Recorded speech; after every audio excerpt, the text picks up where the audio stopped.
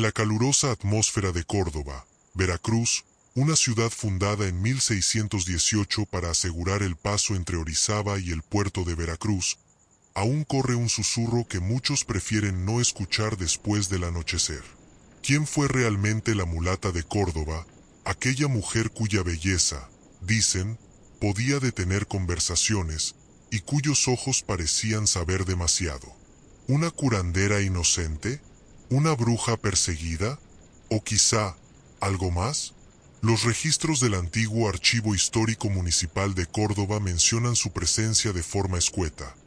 Una mujer de piel aceitunada, joven, discreta, hábil con hierbas medicinales y con una inteligencia que, para su época, resultaba casi incómoda. Vivía cerca de la Plaza de Armas, donde hoy el bullicio cotidiano oculta los ecos de lo que allí ocurrió en 1650. Cuentan que a veces se le veía caminar descalza al amanecer, portando frascos o hierbas recién cortadas, saludando a quien se cruzara en su camino. Todo normal, hasta que comenzaron los rumores, que curaba fiebres imposibles, que adivinaba tormentas con solo mirar el cielo, que hombres casados le ofrecían fortuna a cambio de un simple gesto suyo, y que ella, misteriosamente, nunca envejecía. Pero la pregunta que aún se formula, incluso hoy, 3 siglos después, es la misma que inquietaba a los vecinos de entonces. ¿Era realmente una mujer extraordinaria, o la víctima perfecta de una acusación fabricada? Lo cierto es que, cuando fue recluida en los calabozos del antiguo Cabildo de Córdoba, su caso se convirtió en uno de los más comentados de toda la Nueva España. Aunque los documentos oficiales se esfuerzan en mostrarla como culpable, existe un detalle inquietante que no aparece del todo claro, y que nos lleva inevitablemente a la siguiente parte de esta historia. Cuando la mulata de Córdoba fue encerrada en 1650 en los húmedos calabozos del antiguo Cabildo de Córdoba, el ambiente era tan espeso que parecía respirarse el miedo de quienes habían pasado por allí antes. Las paredes de piedra, aún conservadas en parte en el edificio histórico que hoy se visita, estaban marcadas por siglos de humedad, pero también por algo más, historias que nadie se atrevía a contar en voz alta. Los guardias, según los relatos recopilados en crónicas de la época, evitaban mirarla directamente. «Esa mujer sabe cosas», murmuraban entre ellos. Lo que nunca pudieron explicar era cómo, incluso dentro de ese encierro oscuro, ella mantenía un aura de calma imposible, como si supiera que las paredes no podrían retenerla. Una noche, cuando la ciudad dormía bajo el eco de las campanas de la parroquia de la Inmaculada Concepción, un guardia vio algo que marcaría para siempre la leyenda. La mulata, con un pequeño trozo de carbón, comenzó a dibujar sobre la pared. No un símbolo extraño, ni un mensaje oculto, sino un barco. Un barco tan perfectamente detallado que parecía moverse en el oleaje invisible de la piedra. El guardia, paralizado, observó cómo ella recorría con la mano los contornos del casco, los mástiles, las velas infladas por un viento imaginario. «¿Qué pretende, mujer?», preguntó finalmente, temblando. Ella sonrió apenas. «Viajar», respondió. Y fue entonces cuando ocurrió lo que la historia oficial nunca pudo explicar. Según el testimonio que llegó hasta nosotros, la mulata dio un paso hacia el dibujo y desapareció. Un solo paso, una sola sombra, un silencio que aún, dicen algunos custodios del edificio, se siente cuando el aire baja repentinamente de temperatura. El guardia gritó, las autoridades corrieron, pero la celda estaba vacía. La mujer que había sido acusada de bruja, demonio o hechicera, simplemente no estaba. Tras la inexplicable desaparición de la mulata de Córdoba, la ciudad entera se vio envuelta en un torbellino de versiones contradictorias. En la mañana siguiente, el cabildo amaneció rodeado por curiosos, comerciantes, soldados y hasta clérigos que exigían explicaciones. ¿Cómo podía una prisión con rejas de hierro forjado y un solo acceso perder a la persona más vigilada de Córdoba? Las actas oficiales de 1650, conservadas parcialmente en el Archivo General de la Nación, narran una versión extremadamente prudente y sospechosamente incompleta. La reclusa desapareció por medios desconocidos, sin muestras de violencia ni intervención externa. Nada más. No explican el dibujo, no mencionan al guardia, no describen la pared abierta en canal por el trazo del carbón. Simplemente la reducen a una omisión histórica. Pero los testimonios orales, los que se transmitieron en mercados, patios y cocinas, cuentan otra cosa. Un soldado juró haber visto el barco dibujado brillar como si lo tocara la luna. Una lavandera aseguró que en la madrugada escuchó un sonido parecido a un viento repentino dentro del calabozo. Y el guardia, sí, el mismo que presenció todo, desapareció de Córdoba pocas semanas después, diciendo que no volvería a custodiar un sitio donde las paredes escuchan y responden. Mientras tanto, el pueblo comenzó a hacerse preguntas que nadie sabía responder. ¿La mulata escapó gracias a un pacto prohibido, o gracias al conocimiento de ciencias que la sociedad de entonces no entendía? ¿Era realmente una bruja, o solo una mujer demasiado libre para una época que castiga la libertad? Lo que sí se sabe es que, tras su desaparición, las autoridades intentaron borrar cualquier rastro del incidente. Pintaron la celda, rasparon la pared, movieron a los guardias. Pero algo quedó. Algunos visitantes actuales afirman que, si se mira con atención, todavía pueden verse líneas casi invisibles que recuerdan la forma de un velero. Antes de convertirse en el misterio más famoso de Córdoba, la mulata era simplemente una mujer que caminaba por las calles empedradas llevando canastas de hierbas aromáticas y frascos de ungüentos que ella misma elaboraba. Su nombre real, según registros dispersos, podría haber sido Soledad, aunque otros documentos la mencionan solo como la mulata conocida por sus curaciones. Vivía cerca del antiguo Camino Real, un punto estratégico entre Veracruz y Orizaba, donde viajeros, comerciantes y hasta soldados españoles pasaban diariamente. Gracias a ellos, la fama de la joven creció, no solo por su belleza, que describían como inquietante, sino por su habilidad para tratar enfermedades que los médicos de la época no comprendían. ¿De dónde había aprendido tanto? ¿Quién le enseñó a mezclar raíces y cortezas con tal precisión? Algunos decían que había sido criada por una curandera africana. Otros aseguraban que sus conocimientos venían de indígenas nahuas que dominaban secretos prehispánicos. Curiosamente, ella nunca confirmó ni negó nada. Lo que sí causaba rumores era un detalle que todos parecían notar. No envejecía. Tenía la misma apariencia año tras año. Joven, serena, con movimientos delicados y una mirada que parecía comprender a quien se le acercara, incluso antes de que hablaran. En 1649, una sequía golpeó a la región de Córdoba y muchas personas enfermaron a causa del agua contaminada. Mientras los médicos rezaban más de lo que curaban, fue la mulata quien recorrió hogares y rancherías llevando remedios que lograban lo imposible. La gente comenzó a verla como una figura milagrosa, y ya sabemos que lo milagroso, en tiempos de intolerancia, roza lo peligroso. Fue entonces cuando los primeros murmullos empezaron a tomar forma. Algunos le agradecían, otros la temían. Y la iglesia, siempre vigilante, comenzó a tomar notas. ¿Por qué sabía tanto? ¿Por qué no cobraba? ¿Por qué hombres de todo rango social buscaban su compañía? Y la pregunta que más inquietaba a los clérigos: ¿por qué nunca se equivocaba? Ese creciente recelo pronto encontraría combustible en un acontecimiento aparentemente trivial, pero decisivo. El hecho que selló el destino de la mulata no surgió de la magia, ni de un ritual prohibido, ni de un suceso sobrenatural. Surgió, como tantas tragedias humanas, de los celos y el resentimiento.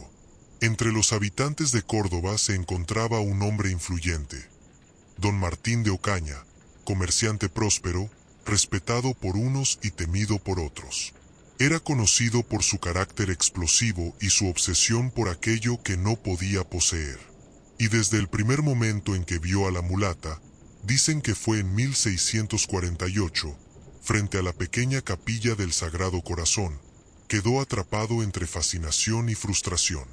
No importó cuántos regalos le ofreció, cuántas propuestas disfrazadas de cortesía intentó.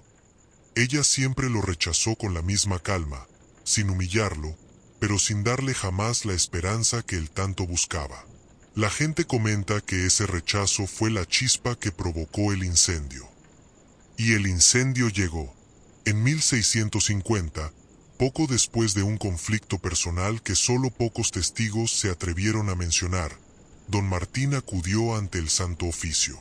Lo hizo con el dramatismo de quien interpreta un papel ya ensayado. Acusó a la mulata de hechicería, de pactos impuros, de embrujar a hombres y mujeres, y aseguró, con voz temblorosa pero firme, que ella le había revelado palabras del demonio tras predecir un accidente que él efectivamente sufrió semanas después. ¿Coincidencia? ¿Observación médica? ¿O un simple golpe de suerte?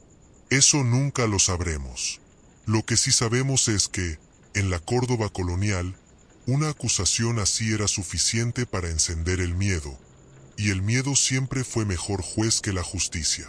Los vecinos que antes la buscaban para curaciones, ahora evitaban pronunciar su nombre en voz alta.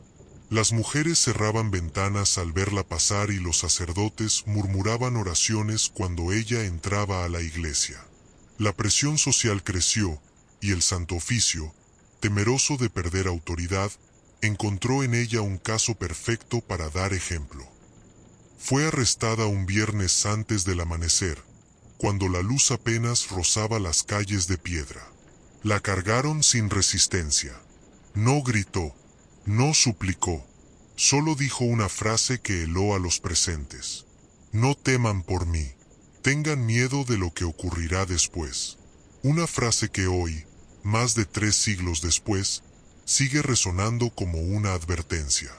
El juicio contra la mulata de Córdoba comenzó en la oscura sala del Santo Oficio instalada temporalmente en la ciudad, un espacio angosto dentro de un edificio que colindaba con la actual calle 1, cerca del centro histórico.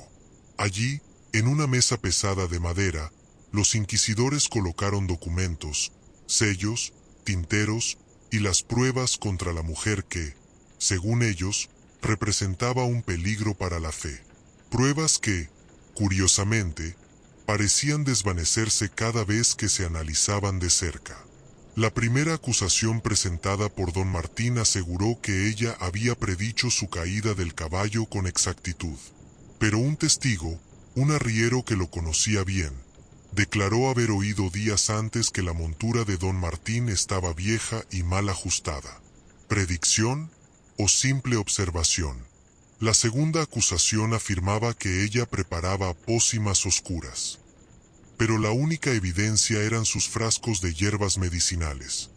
Ruda, árnica, manzanilla, corteza de ceiba, remedios comunes entre curanderos indígenas y africanos. Nada extraordinario, nada prohibido. La tercera acusación decía que seducía a los hombres con poderes impuros. Esta fue la que más risas contenidas provocó entre los presentes, porque la mayoría sabía que, si los hombres la buscaban, era más por obsesión propia que por algún encantamiento. Aún así, la atmósfera del juicio se volvió cada vez más pesada. Los inquisidores, incapaces de demostrar brujería, comenzaron a cuestionar algo más profundo: su inteligencia. ¿Quién le enseñó estas ciencias? ¿Por qué nunca falla en sus diagnósticos? ¿Por qué sabe leer y escribir? Como si una mente brillante fuera motivo suficiente para condenar. La mulata permaneció en silencio casi todo el tiempo. Solo al final, cuando uno de los inquisidores la acusó de conocimientos que no corresponden a una mujer de su condición, ella levantó el rostro y respondió con serenidad: el conocimiento no tiene dueño, pero ustedes quieren encadenarlo. Esa frase quedó registrada, aunque modificada, en un acta que hoy apenas se conserva entre papeles corroídos por la humedad. Un acta que demuestra que el juicio no buscaba la verdad, sino una culpable. La sentencia parecía inevitable. La ciudad esperaba una ejecución ejemplar. Pero nadie imaginaba que el verdadero espectáculo no ocurriría en la plaza pública, sino dentro del calabozo, donde la historia cambiaría para siempre. La noche anterior a su ejecución, el silencio en Córdoba era tan profundo que ni los grillos se atrevían a cantarle a la oscuridad. Las campanas de la parroquia marcaron las 11, y el viento que bajaba desde las montañas de Orizaba trajo un frío inusual para la región.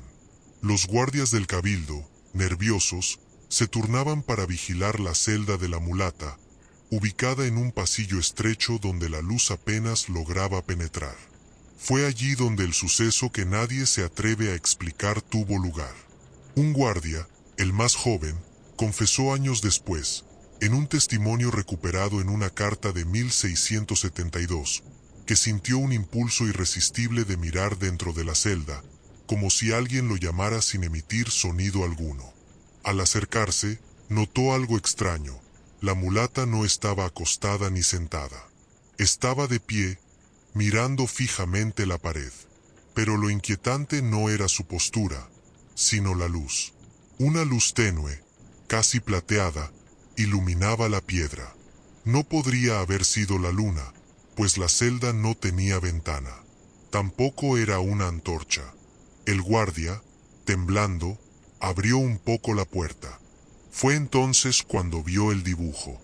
La mulata había trazado, con un trozo de carbón que ella misma había rescatado del suelo, la figura de un barco. Pero esta vez el barco no era un simple dibujo. Parecía vibrar, ondular, como si las líneas respiraran. La madera dibujada mostraba vetas. Las velas parecían hincharse por un viento inexistente. El joven guardia retrocedió. «¿Qué está haciendo?», alcanzó a decir. Ella giró el rostro hacia él. Sus ojos no reflejaban miedo, sino una certeza luminosa e inquietante. Partiendo, se acercó al dibujo y, como si la pared fuese agua, introdujo primero una mano, luego un pie y después su cuerpo entero. Un segundo, 2, y desapareció. El barco se volvió estático otra vez, reducido a simples líneas de carbón. La luz se extinguió. La celda quedó vacía. Cuando los demás guardias llegaron, el testigo apenas podía hablar. Algunos creyeron que estaba loco, otros, que había sido víctima de un engaño. Pero cuando intentaron borrar el dibujo, la pared se resistió. El carboncillo parecía estar impregnado en la piedra como si hubiera sido quemado desde adentro. A la mañana siguiente, el rumor ya corría por toda la ciudad. La bruja había escapado. La pared se la había tragado. O el diablo había cumplido su pacto. Y sin embargo, ninguno de esos rumores explica lo más desconcertante. La celda estaba cerrada por dentro. La fuga de la mulata de Córdoba no solo sacudió a la ciudad en 1650, se convirtió en una herida abierta en la historia colonial.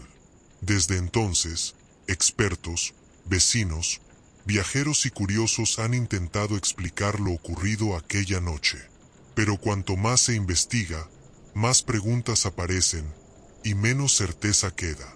1. La teoría racional, la fuga perfecta. Algunos historiadores argumentan que su escape fue obra de una planificación minuciosa. Dicen que tal vez un aliado externo provocó una distracción, o que la mulata encontró una salida oculta construida en los primeros años del cabildo. Pero esta teoría tiene un problema. La celda estaba cerrada por dentro y los barrotes seguían intactos. Además, los documentos de la época no registran túneles ni pasadizos. También está el testimonio del guardia, que jamás se contradijo ni aceptó sobornos para modificar su relato. 2. La teoría espiritual, ciencia antigua, no brujería. Otros aseguran que la mulata no era una hechicera, sino una mujer instruida en conocimientos que la sociedad colonial no entendía. Botánica ancestral, lectura de los astros, técnicas africanas y nahuas de visualización profunda. Según esta visión, el barco no fue un portal literal, sino un estado mental tan intenso que la ayudó a entrar en trance y escapar sin ser vista. ¿Una especie de hipnosis? ¿Un dominio extraordinario del cuerpo y la mente? Pero incluso así, ¿cómo salió sin abrir la puerta? 3. La teoría sobrenatural. La mujer que nunca fue solo mujer. Esta es, sin duda, la favorita del pueblo. Dicen que la mulata era un ser distinto, nacido entre dos mundos, que su belleza, su sabiduría y su serenidad no correspondían a alguien común. Algunos creen que era una enviada espiritual, otros, que tenía un protector de sombras. Y los más atrevidos afirman que el dibujo del barco no era un simple trazo, sino un símbolo conocido en antiguas tradiciones de navegación astral. Una anciana cordobesa, entrevistada en 1923, dijo algo memorable. Esa mujer no escapó, regresó. ¿A dónde pertenecía? 4. La teoría de la Iglesia, el silencio conveniente. Lo más intrigante es que, después de la fuga, la Iglesia dejó de hablar del caso. No hubo persecución, no se enviaron órdenes al virreinato, no se publicaron advertencias. Fue como si la mulata nunca hubiera existido. ¿Por qué? ¿Temor a admitir que algo inexplicable ocurrió bajo su vigilancia? ¿O sabían algo que nunca revelaron? El tiempo ha desgastado documentos, ha borrado nombres y ha distorsionado relatos, pero el misterio permanece intacto. ¿Se escapó? ¿Fue rescatada? ¿Desapareció entre mundos? ¿O nunca estuvo realmente encerrada? Tras la misteriosa fuga de la mulata de Córdoba, la ciudad intentó regresar a la normalidad, pero el rumor de su presencia nunca se apagó. Al contrario, comenzó a multiplicarse.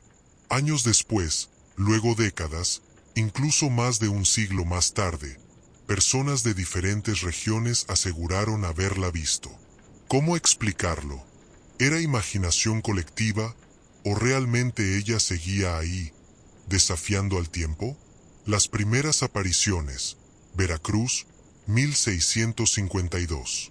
2 años después de su desaparición, un marinero portugués que desembarcó en el puerto de Veracruz afirmó haber conocido a una mujer idéntica a la que describían en Córdoba. Decía que tenía la misma piel aceitunada, la misma mirada profunda, y que le había dado un remedio para fiebre durante una tormenta. Cuando un fraile le mostró un dibujo antiguo de la acusada, el marinero empalideció. Sí, era ella, pero parecía no envejecer. Caminando por el Camino Real, 1665. Un arriero que viajaba a caballo entre Orizaba y Córdoba declaró haber encontrado a una mujer vestida totalmente de blanco, descalza, caminando en sentido contrario. Al pasar junto a él, ella murmuró: «Cuidado con la curva adelante». Minutos después, el arriero evitó un derrumbe que pudo matarlo. Cuando regresó para buscarla y agradecerle, no había huellas en la tierra húmeda. En la taberna local, al describirla, todos murmuraron el mismo nombre. En Puebla, 1703. Un documento curioso del archivo del antiguo convento de Santa Mónica menciona a una mujer de origen incierto que conocía remedios de tierras tropicales y hablaba con una serenidad inquietante.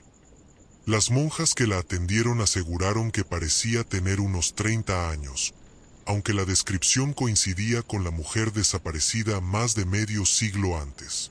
La aparición más inquietante. Córdoba, 1891. En este año, un trabajador del Cabildo, ya convertido en edificio administrativo, afirmó que, durante una noche de limpieza, vio en la pared del antiguo calabozo una figura femenina reflejada como si fuera un espejismo. La mujer tocaba la piedra, dibujaba con un gesto suave, y después se desvanecía. Cuando el hombre salió corriendo y regresó con otros empleados, el reflejo ya no estaba.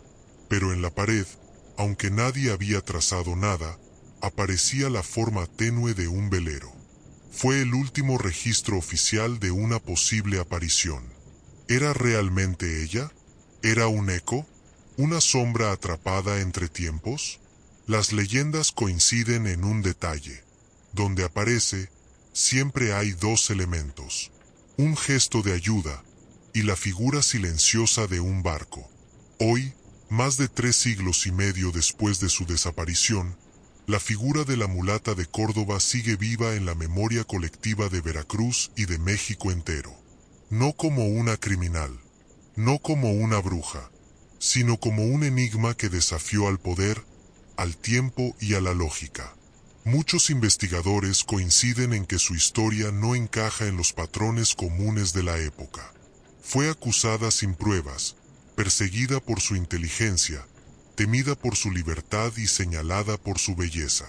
Era, en pocas palabras, una mujer que se adelantó a su tiempo, y ese quizás fue su verdadero pecado ante la sociedad del siglo XVII.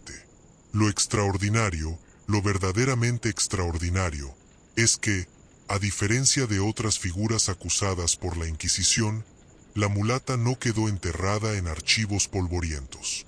Su nombre se convirtió en susurro, en advertencia, en misterio, en inspiración. Su barco dibujado en la pared, aquel que la llevó a partir, se transformó en símbolo. Símbolo de libertad, de rebeldía, de conocimiento prohibido, o quizá de algo que no entendemos aún. En Córdoba, algunos ancianos todavía cuentan que, en noches de viento suave, puede escucharse un roce en la piedra del antiguo cabildo, como si alguien estuviera dibujando. Otros afirman que, si uno camina por la calle 3 al amanecer, puede ver a una mujer de blanco desaparecer entre las sombras antes de que el sol la alcance. ¿Coincidencias? ¿Historias para entretener turistas? Tal vez. Pero también existe la posibilidad, la inquietante posibilidad, de que ella siga aquí, cruzando este mundo de forma silenciosa, ayudando a quien lo necesita, apareciendo solo cuando el destino la llama. La leyenda siempre termina con la misma advertencia, una que se ha dicho generación tras generación. Si alguna vez ves un barco dibujado donde no debería estar, no tengas miedo. Tal vez la mulata está cerca. Porque, al final, su historia no es solo un misterio colonial. Es un recordatorio eterno de que lo inexplicable puede estar a la vuelta de la esquina. De que incluso los muros más duros pueden abrirse. Y de que algunas mujeres no nacieron para ser encerradas.